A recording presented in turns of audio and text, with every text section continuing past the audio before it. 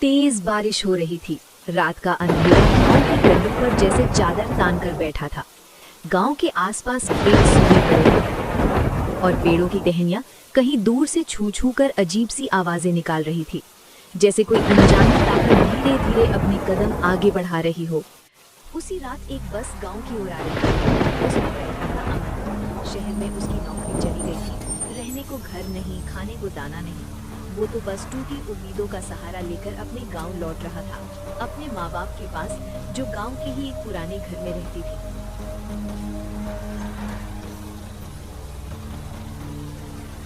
मैं अपने माँ बाबा से आंखें कैसे मिला पाऊंगा? उनके सामने तो खड़े रहने का सोचकर भी मुझे डर लग रहा है।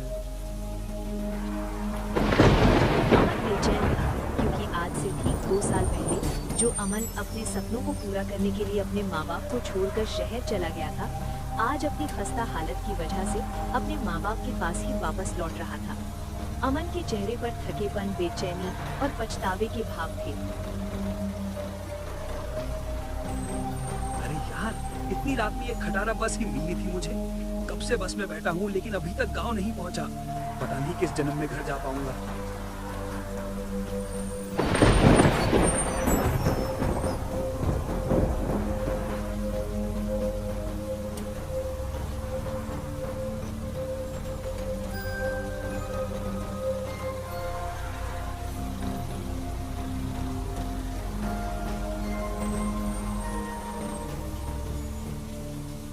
अरे रात हो रही है और ये लोग इतनी देर रात बाहर क्या कर रहे हैं?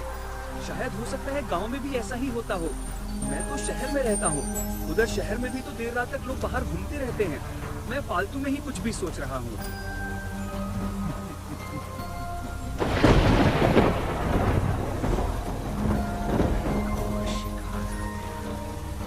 ये भी मरेगा, ये भी जरूर मरेगा।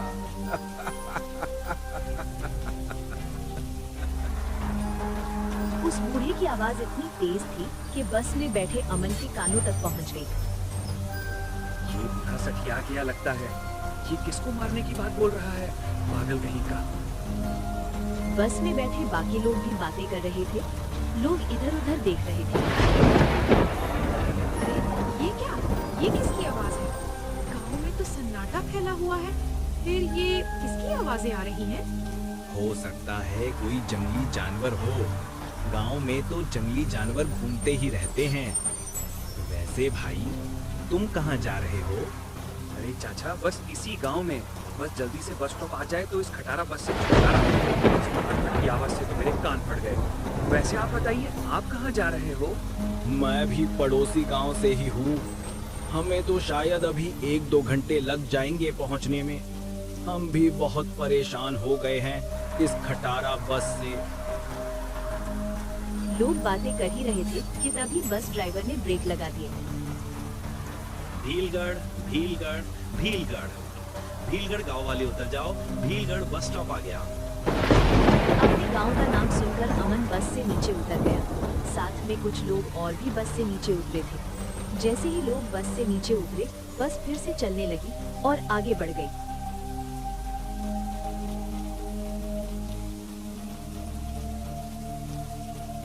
तभी किसी के रोने की आवाज कानों में आई। ये आवाज क्या थी? जैसे कोई रो रहा हो। नहीं मम्मा, मुझे तो लगता है किसी ने कुछ कहा, आओ मेरे पास, आओ मेरे पास, जैसे कोई बुला रहा हो। जो लोग बस से नीचे उतरे थे, उन्हीं में भीड़ में एक साधु भी था। वो आगे निकला और कुछ बड़बड़ाता हुआ आगे जाने लगा। जो चीज छिपकर सोती है, रात में जगकर भटकती है, बचकर रहना सब। आज की रात कुछ भी सामान्य नहीं होगा। हर घर की दहलीज पर हल्दी लौंग बांधो और किसी भी अजनबी को शीघ्र अंदर मत आने दो। वो लौट आई है, वो लौट आई है। अजीब पागल है, फातिमा में डराकर चला गया। माँ, वो साधु क्या बोल रहा था? कितनी डरावनी आवाज थी उसकी। कुछ नहीं बचा, चल हम घर चलते हैं। बाकी लोगों ने भी साधु की बातें सुनी, पर अमन मुस्कुरा कर बोला, और भाई तुम भरोसा करते हो क्या इनसे? नहीं भैया, मैं ऐसी बातों में नहीं मानता। शहर वालों का दिमाग कुछ और तरह का होता है। ये सब बेकार का डर है, अंधविश्वास है ये सब। अच्छा ये बताइए, यहाँ से रिक्शा टेम्पो कुछ मिल जाएगा क्या? अमन की बात सुनकर वो आदमी मुस्कुराने लगा। अरे भाई ये गांव है, शहर नहीं। यहाँ कोई गाड़ी घोड़ा नहीं आएगा इतनी रात में। पैदल ही घर जाना होगा। जल्दी से घर चले जाओ। देर रात इस सुनसान जगह पर बाहर रहना सही नहीं। ये कहते हुए वो सब लोग वहाँ से चले गए, लेकिन अमन को उनसे विपरीत दूसरी दिशा में जाना था, क्योंकि उसका घर गांव के आखिरी छोर पर था। दूर दूर तक कोई नजर नहीं आ रहा। ये गांव कम शमशान सादा लग रहा है। हे भगवान, अब मुझे पैदल ही चलकर घर जाना होगा। यही सोचते हुए अमन उस सुनसान रास्ते पर आगे बढ़ने लगा। आकाश में बिजलियां गड़गड़ा रही थी, तेज बारिश भी हो रही थी। रास्ता बहुत ही डरावना लग रहा था और अमन उस रास्ते पर आगे बढ़ता जा रहा था।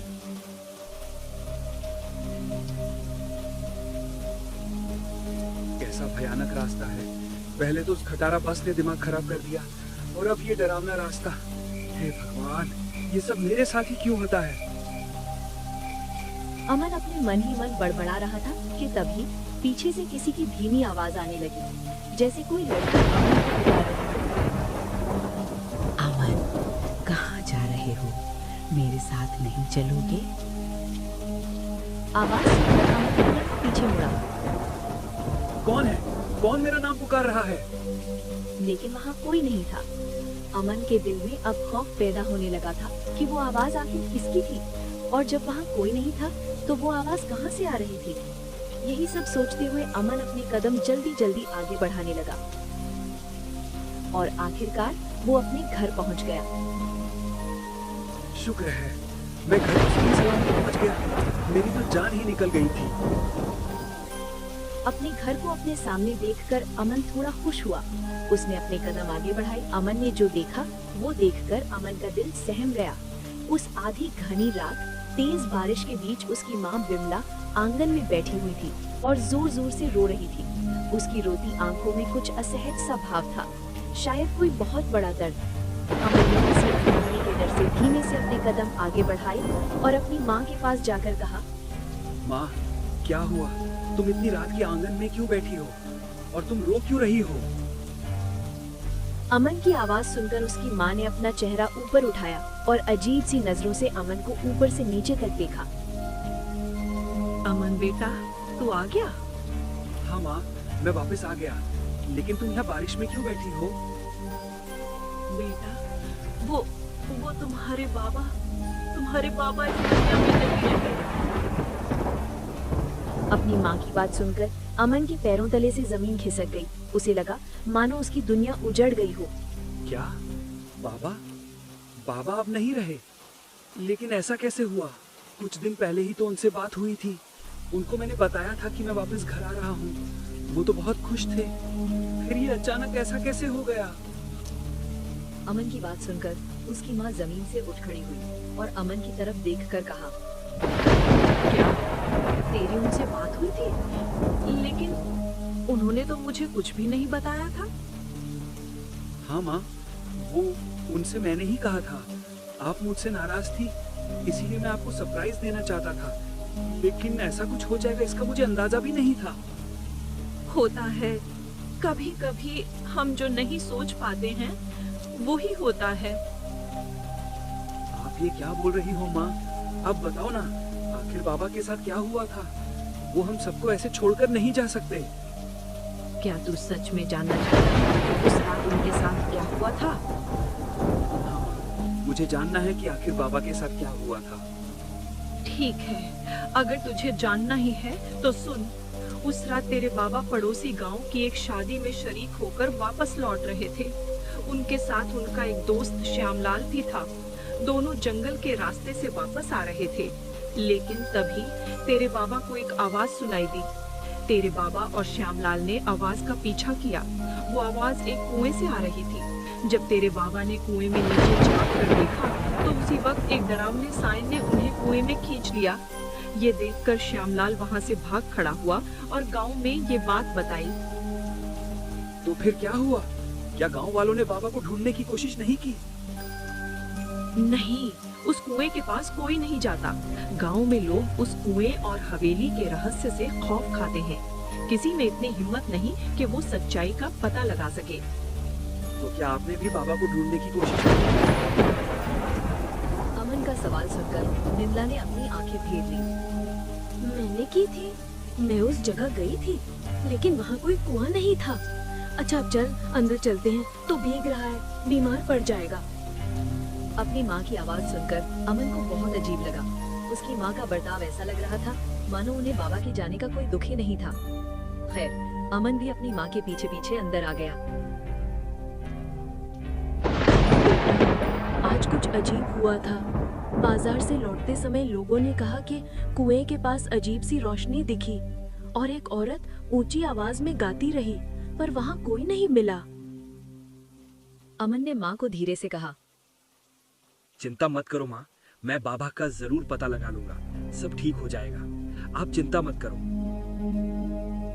अमन ने अपनी माँ को दिलासा तो दिया, पर दिल के भीतर कुछ अजीब सा डर घर कर गया था। अमन ने सोचा, मैंने कभी नहीं सोचा था ये गांव छोड़कर जाने के बाद गांव में ये सब हो जाएगा। खैर, अमन अपने कमरे में चला गया।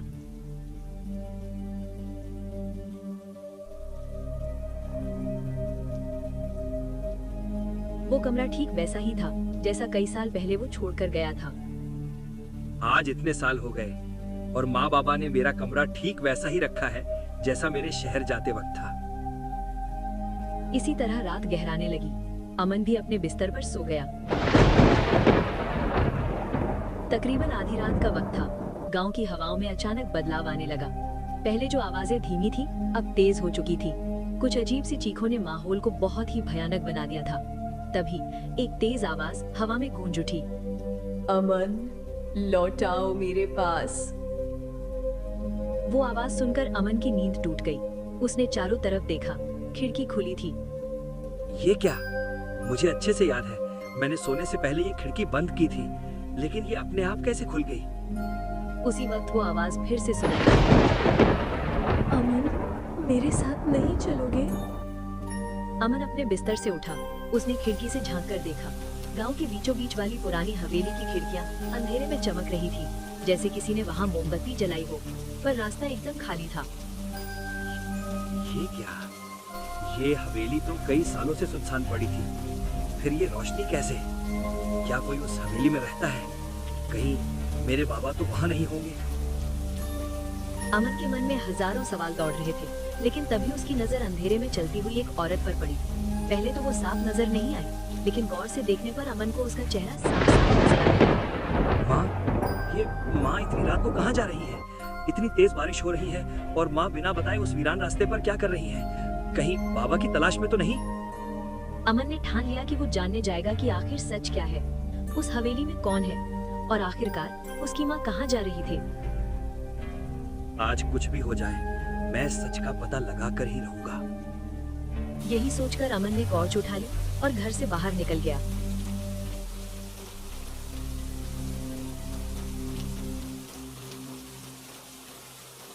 अमन थोड़ी दूर ही चला था कि अचानक उसने देखा कि गांव के चौक पर कुछ लोग इकट्ठा थे। सबकी आंखें हवेली की ओर थमी हुई थी। वो देखो, वहाँ से आवाज आ रही है, जैसे कोई बांसुरी बजा रहा हो। नहीं, शायद कोई मंत्र पढ़ रहा हो, पर वहाँ कोई नहीं दिख रहा।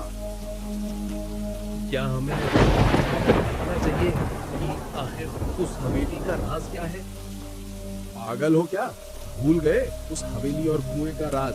जिसने भी जानने की कोशिश की वो फिर कभी वापस लौटकर नहीं आया। वो लोग डरे हुए लग रहे थे। अमन ने उनसे पूछा, क्या हुआ? आप सब इतने डरे हुए क्यों हो? डरने की ही तो बात है। आज काली अमावस्या की रात है।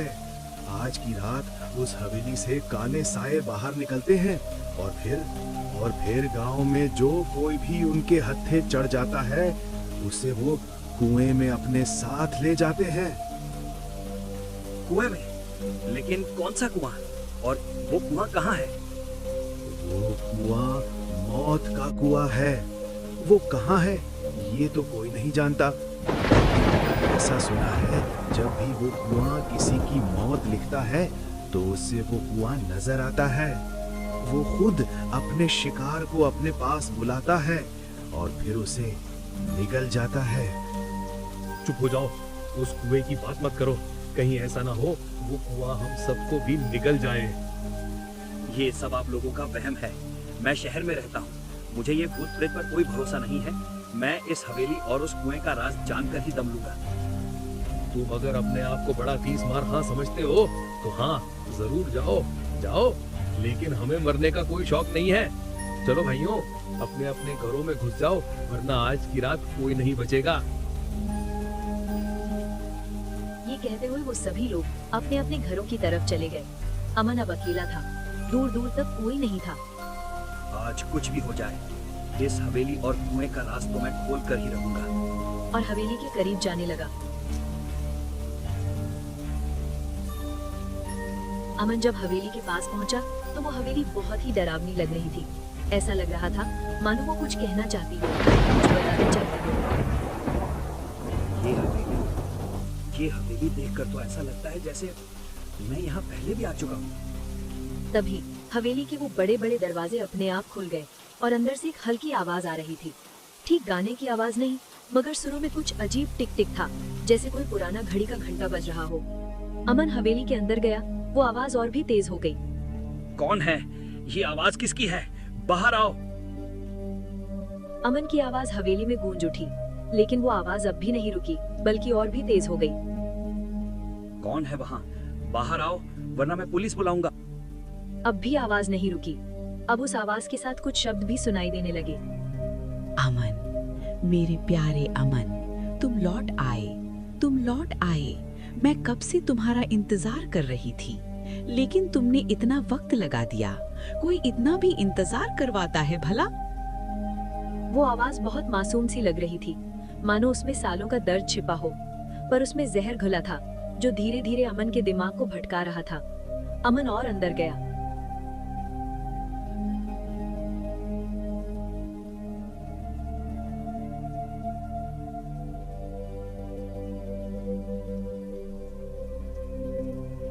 हवेली का फर्श ऐसा था मानो ठंड से जम चुका हो, और कमरे में एक पुराना शीशा था जिसमें आकाश की तरह अंधेरा टिमटिमा रहा था।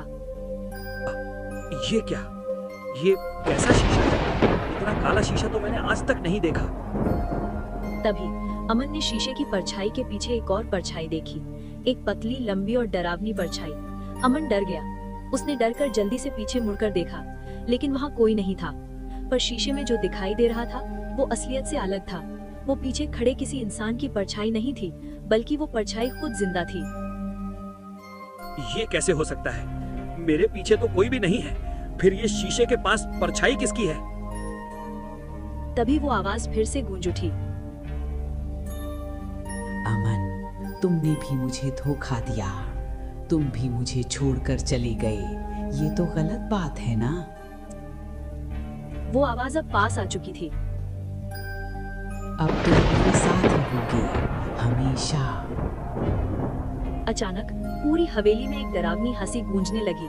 वो परछाई अमन की तरफ बढ़ने लगी। अमन डर बाहर भागा, लेकिन जैसे ही उसने हवेली से बाहर कदम रखा तो उसने देखा कि गांव के सभी कुत्ते एक साथ जोर जोर से भौंकने लगे और फिर अचानक चुप हो गए, मानो किसी ने उनकी जबान बांध दी हो। अमन को कुछ समझ नहीं आ रहा, लेकिन रास्ता बदल चुका था। जहाँ उसका घर था वहाँ उसका घर था ही नहीं। ऐसा कैसे हो सकता है? यही तो था मेरा घर, ऐसे कैसे अचानक गायब हो सकता है? अपने घर को ना पाकर अमन बहुत डर गया था, लेकिन तभी उसे दूर से आती एक बूढ़ी औरत की हंसी सुनाई दी। धीरे धीरे वो बूढ़ी औरत अमन के पास आ गई। अरे बूढ़ी ताई, आप कौन है? तभी बूढ़ी ताई खड़ी खड़ी हंसी के साथ बोली, अमन, तू लौटा भी तो किस लिए? क्या तुम अपने आप को दूसरों से अलग समझते हो?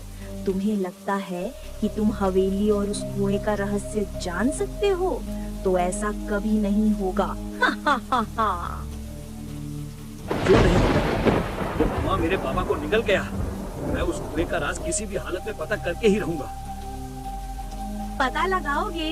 लगाओ लगाओ, मैं भी तो देखूं कैसे लगाते हो। ही ही ही ही। ये कहते हुए वो बुढ़िया वहाँ से जाने लगी और देखते ही देखते सुनसान अंधेरे में गायब हो गई। अजीब औरत थी। मुझे अपने बाबा का पता लगाना है और साथ ही उस हवेली का रहस्य सबके सामने लेकर आना है।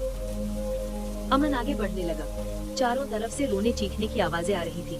अमन तेजी से गांव की ओर भागा। रास्ते में उसने देखा चौड़े खेतों के बीच लोग एक एक करके अपने घरों की दहलीज पर खड़े थे और आसमान की ओर उठती हुई चमकती रेखा को देख रहे थे। देखो देखो, वो क्या है? हाँ, ये तो कोई परछाई जैसा कुछ है। कुछ लोग तो आंखें मलते रहे क्योंकि आकाश में तैरती हुई लड़की की छवि बन रही थी। लंबे बाल और डरावनी आंखें। वो लड़की बिना जमीन पर पैर रखे हवा में घूम रही थी और गांव वालों को घूर घूर कर देख रही थी। तुम सब लोगों ने मुझे जो दर्द दिया है, वो दर्द तुम सबको महसूस होगा। तुम सब मेरा दर्द अपने अंदर महसूस करोगे। अमन को कुछ समझ नहीं आया। वो वहाँ से भागकर वापस अपने घर की तरफ भागने लगा।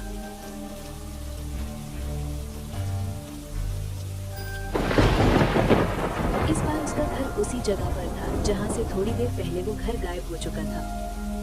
ये सब कैसे? क्या ये कोई भ्रम है या फिर सच? मुझे तो कुछ भी समझ नहीं आ रहा है। वो घर के अंदर दाखिल हुआ। उसकी माँ वहीं थी। क्या हुआ बेटा? इतनी देर रात के कहाँ गया था तू? माँ, मैं तो आपके पीछे पीछे गया था, लेकिन आप वापस कब आई? तो पहले था ही नहीं यहाँ पर। अचानक से ये सब, मुझे तो कुछ समझ नहीं आ रहा। क्या बेवकूफों जैसी बातें कर रहा है? मैं तो कब से यही हूँ। मैं तो कहीं बाहर नहीं गई। तू शायद थक गया है। जाके आराम कर ले। अपनी माँ की बात सुनकर अमन को अजीब लगा क्योंकि जो कुछ भी उसने अभी महसूस किया वो सब कुछ भ्रम तो नहीं हो सकता था। वो वापस अपने कमरे में चला गया।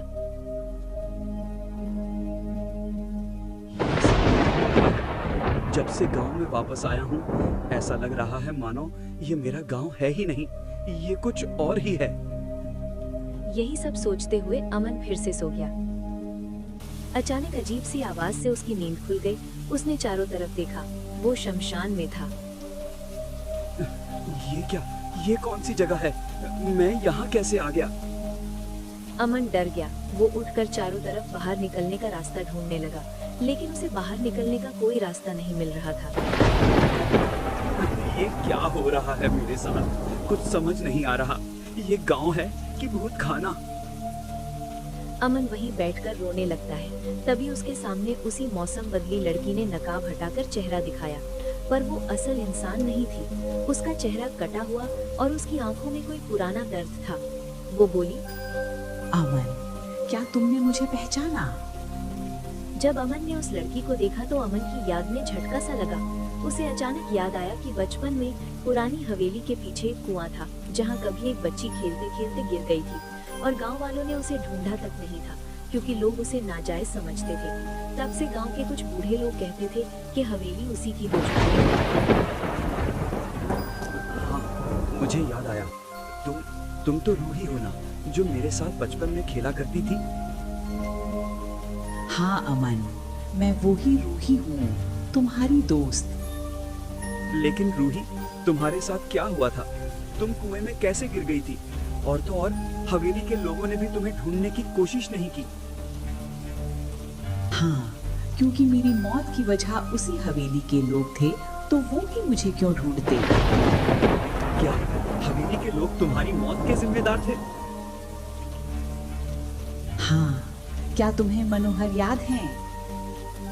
हाँ, मनोहर तो उस हवेली के मालिक का बेटा था। उसने मारा था तुम्हें? हाँ, उसने पहले मुझे अपनी हवस का शिकार बनाया और मैं किसी को कुछ बता ना सकूं, इसलिए मुझे कुएं में फेंक दिया और गांव में ये अफवाह फैला दी कि मैं कुएं में गिरकर मर गई। ये सब सुनकर अमन की आंखों से आंसू आ गए। मुझे माफ कर दो, मैं तुम्हारे लिए कुछ ना कर सका। कोई बात नहीं, तुम भी उस वक्त बहुत छोटे थे, तुम कुछ नहीं कर सकते थे और वैसे भी मैंने उस हवेली के हर उस शख्स को मौत के घाट उतार दिया जिसने मेरे साथ गलत किया था। लेकिन जब तुम्हारा बदला पूरा हो चुका है तो तुम्हारी आत्मा को अभी तक मुक्ति क्यों नहीं मिली? अभी ये सब बातों का वक्त नहीं है। मैं तुम्हें कुछ बताने आई हूँ। तुम्हारी जान खतरे में है। खतरे में? लेकिन कैसा खतरा? तुम जिस गांव को अपना गांव समझ रहे हो वो तुम्हारा गांव नहीं है और ना ही वो औरत तुम्हारी माँ है। इस गांव में सब लोग बुरी आत्माएं हैं। ये एक छलावा है जिसमें तुम फंस चुके हो। रूही की बात सुनकर अमन की रूह कांप उठी। क्या एक छलावा? हाँ, ये सब एक छलावा है। ये तुम्हारे साथ तब से शुरू हुआ जब तुम बस से नीचे उतरे थे। उस वक्त मैंने तुम्हें आवाज देकर आगाह किया था, लेकिन तुम इस छलावे में फंसने चले गए। दूर मेरी माँ, मेरे बाबा, मेरा घर, मेरा गांव, वो सब कहाँ हैं? मैं इस जगह से वापस कैसे निकलूंगा? वो सब सही है, लेकिन इस जगह से निकलना इतना आसान नहीं होगा। ये छलावा तुम्हें मार डालना चाहता है ताकि तुम्हारी बलि लेकर ये और भी ताकतवर हो जाए और फिर इसे कोई न तोड़ सके। मैं तुम्हारी मदद करूंगी। तुम जब नींद से जाग जाओ तो सीधी हवेली में जाना। वहाँ तुम्हें ऊपर के तीसरे कमरे में एक संदूक मिलेगा। तुम उसे जला देना। उस संदूक में मेरी यादें कैद हैं। उसे जलाने से मेरी आत्मा भी आजाद हो जाएगी और ये छलावा भी टूट जाएगा, क्योंकि ये मेरी वजह से बना है। लेकिन तुम्हें ये जल्दी करना होगा, वरना गांव की आत्माएं तुम्हें मार डालेंगी। ठीक है, क्या मैं तुम्हें दोबारा देख पाऊंगा? नहीं, उस संदूक को जलाते ही मेरी आत्मा को शांति मिल जाएगी और तुम भी इस छलावे से बच जाओगे। अब जाओ, जल्दी से नींद से उठ जाओ, तुम्हारी जान को खतरा है। उसी वक्त अमन की नींद टूट गई। वो अपने कमरे में था। उसके ठीक सामने उसकी माँ कटार लेकर खड़ी थी। उसे मार डालना चाहती थी। अमन जल्दी से उठ खड़ा हुआ। उसने उस आत्मा को धक्का दे दिया और घर से निकलकर हवेली की तरफ भागने लगा। बेटे रुक जाओ, मुझसे दूर मत भागो, मैं तुम्हारी माँ हूँ। लेकिन अमन नहीं रुका। वो भागता रहा। उसने देखा कि रास्ते में गांव वाले इकट्ठे होने लगे थे। उनके चेहरे बहुत ही डरावने हो चुके थे। वो अमन का पीछा कर रहे थे। रूही ने सच कहा था, ये सब छलावा है। मुझे जल्द से जल्द वो संदूक ढूंढना होगा। अमन हवेली में पहुंच गया। वो जल्दी से रूही के बताए कमरे में गया। वहां एक संदूक रखा हुआ था। अमन ने संदूक को खोल दिया। संदूक के भीतर कुछ भी नहीं था, पर उसके अंदर एक छोटी सी डोरी और एक लाल कपड़ा था। कपड़े पर थोड़ी सी मिट्टी और खून के धब्बे थे। डोरी के सिरे पर एक नेम प्लेट चिपकी थी। रूही, उम्र 7 साल। शायद यही वो संदूक है जिसके बारे में रूही ने बताया था। मुझे जल्द से जल्द इसे जलाना होगा, वरना मैं नहीं बच पाऊंगा। अमन ये सोच ही रहा था कि तभी गांव के वो डरावने साए वहां आ गए। उनमें वो औरत भी थी जिसने अमन की माँ का रूप लिया हुआ था। ऐसा मत कर बेटा, देख अपनी माँ की बात मान, तो उस संदूक को नष्ट नहीं कर सकता। अमन चिल्लाया। चुप रहो, तुम मेरी माँ नहीं हो। और ये कहते हुए अमन ने उस संदूक में आग लगा दी। संदूक में आग लगते ही वो साइड जलने लगे और अमन को मारने उसकी तरफ भागने लगे। लेकिन उसी वक्त रूही की आत्मा भी वहां आ गई। उसने अमन का हाथ पकड़ लिया। अमन, अपनी आंखें बंद कर लो। अमन ने आंखें बंद कर ली। जब अमन की आंखें खुली तो चारों तरफ उजाला फैला हुआ था। ये उसका गांव था। ये तो मेरा गांव है। इसका मतलब मैं उस छलावे से निकल गया। उसी वक्त आकाश में रूही की परछाई उभरी। शुक्रिया अमन, तुमने मेरी आत्मा को शांति दिलवाई। अब मेरे जाने का वक्त हो गया है। तुम जाओ, तुम्हारा परिवार तुम्हारा इंतजार कर रहा है। ये कहते हुए रूही की आत्मा आकाश में गायब हो गई। अमन ने आखिरी बार रूही को अलविदा कहा। बाबा, आप एकदम ठीक हैं? अमन की आवाज सुनकर माँ बाबा की आंखों से आंसू बह निकले। मेरे बच्चे, तू वापस आ गया। हमारी आंखें तरस गई थी बेटा तुझे देखने के लिए। माँ, बाबा, अब मैं वापस लौट आया हूँ। अब कभी आपसे दूर नहीं जाऊंगा, कभी नहीं। इस तरह अमन अपने माँ बाबा के साथ खुशी खुशी रहने लगता है।